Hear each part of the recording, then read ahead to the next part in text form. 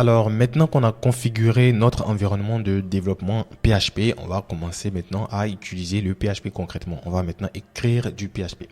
Alors si on remarque ici, on a salut PHP et quand je sauvegarde, on a salut PHP aussi dans le navigateur.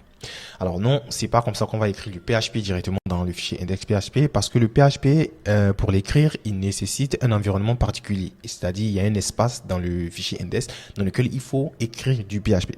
Alors pour écrire du PHP et pour que le moteur PHP puisse vraiment bien analyser la syntaxe de notre langage afin d'interpréter ce qu'on demande, il faut entrer dans ce qu'on appelle le mode PHP. C'est un peu comme une balise, donc il va falloir mettre un symbole de plus grand ou plus petit, je sais pas c'est quoi, PHP, comme ça. Une fois qu'on a ça, on ferme avec ça. Donc, à partir de cet espace-là, tout cet espace-là à l'intérieur d'ici, c'est le mode PHP. Donc, tout ce qu'on va écrire ici sera interprété en tant que PHP. Et ce qu'on va écrire à l'extérieur sera interprété en tant que autre chose. Donc, ce qu'on peut faire ici, c'est de tester tout ça pour voir. Alors, je vais me mettre à la ligne ici, comme ça, et on va tester quelque chose. Déjà, le salut, je vais écrire salut simplement ici. Et je vais sauvegarder. Vous voyez que ça a écrit salut, tout marche bien. Excusez-moi. Donc, on a le salut ici qui marche bien. Donc, si j'écris l'équivalent du salut, c'est-à-dire si je veux avoir le même type de résultat tel que le salut ici, je vais pas écrire salut directement. Parce que si j'écris salut directement, ici, ça va souligner au rouge. Ça va me dire qu'il y a eu une erreur. Et si je sauvegarde, ça va casser le programme. Et vous allez voir qu'il y aura une erreur. Effectivement, voici ce que je disais. Donc, on a une erreur ici. Parce que ça, ce n'est pas du PHP. Le PHP, ici, on est en mode PHP. Donc, si on est dans le mode PHP, qu'on n'écrit pas quelque chose qui respecte les lois du PHP, il y aura une erreur et le serveur va s'arrêter. Donc, au lieu d'écrire comme ça, si on veut afficher salut au même titre que le salut qu'on a écrit en dehors du mode PHP, on va demander au PHP d'afficher salut. C'est-à-dire, on dit PHP, s'il te plaît, peux-tu afficher salut dans le navigateur. Alors, pour demander au PHP d'afficher salut, il faut écrire au PHP echo. Donc, echo, c'est la commande qui demande au PHP d'afficher. Donc, si on demande au PHP autant pour moi d'afficher, il va falloir lui donner une certaine valeur. Alors, cette valeur qu'on va mettre plutôt, c'est salut. Alors, salut, c'est un type d'élément qu'on qualifie de chaîne de caractères parce que c'est du texte pur et dur. Donc, on va parler tout à l'heure des types de données, mais actuellement, on va juste retenir que salut doit être une chaîne de caractères. Et dans le PHP, une chaîne de caractères est représentée par le mot ou le texte enrobé de je sais pas si je veux dire de guillemets ou voilà, c'est du français. Voilà, donc on va mettre ces symboles-là en anglais qu'on appelle les double quotes ou aussi en unique qu'on va mettre ici en single quote.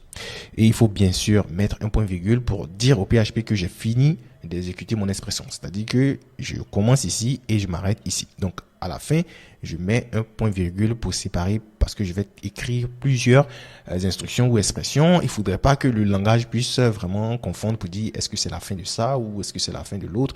Donc il faut spécifier que j'ai fini. Donc je dis à PHP echo salut et je dis ici point virgule pour terminer ce que j'ai à dire. Et je sauvegarde. Bien sûr, le serveur s'est arrêté. On doit actualiser. Automatiquement, on a salut. Donc, c'est très intéressant de voir ça. Donc, pour pouvoir écrire des éléments en PHP, il faut être dans le mode PHP. Pour pouvoir écrire des éléments qui n'ont rien à voir avec le PHP, il faut sortir du mode PHP. Donc, ça, c'est quelque chose vraiment que vous devez retenir. C'est quelque chose que vous ne devez vraiment pas mélanger parce que ça peut créer vraiment des problèmes. Deuxième élément, sachez que, bon, déjà, on voit que les éléments sont combinés. On veut, par exemple, mettre tout ça, comment dire, peut-être le premier salut à la suite de l'autre salut. Donc, par exemple, je peux mettre ici, par exemple, ici, un BR, voilà, comme ça, et je sauvegarde, et automatiquement, l'élément passe en bas. Alors, les gens vont me dire que, mais pourquoi est-ce que c'est comme ça? Écoutez, les gars, on va essayer de faire directement l'inspection pour voir un peu ce que ça donne en inspectant notre élément. Donc, on va dans Body, et ici, on a Salut, et ici, on a le BR, et ici, on a Salut. Alors, le PHP, c'est un langage qui se combine avec le HTML. Donc, il est capable de vraiment interpréter cette expression, récupérer le texte ici et reconnaître une balise HTML et l'exécuter. Ce qui fait que le résultat est donné en tant que HTML.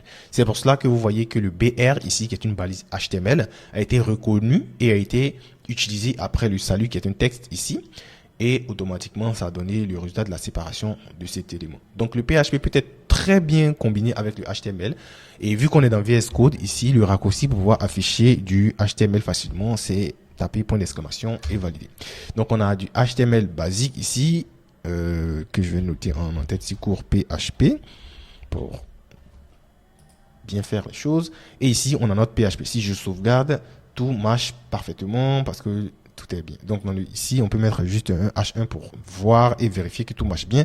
Donc, ceci est un cours de PHP.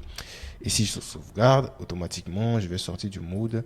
Et vous voyez que le HTML fonctionne très bien et le PHP aussi fonctionne très bien tant qu'on est dans le mode PHP. Donc, merci beaucoup d'avoir suivi cette vidéo. On va passer pour le cours suivant sur les variables.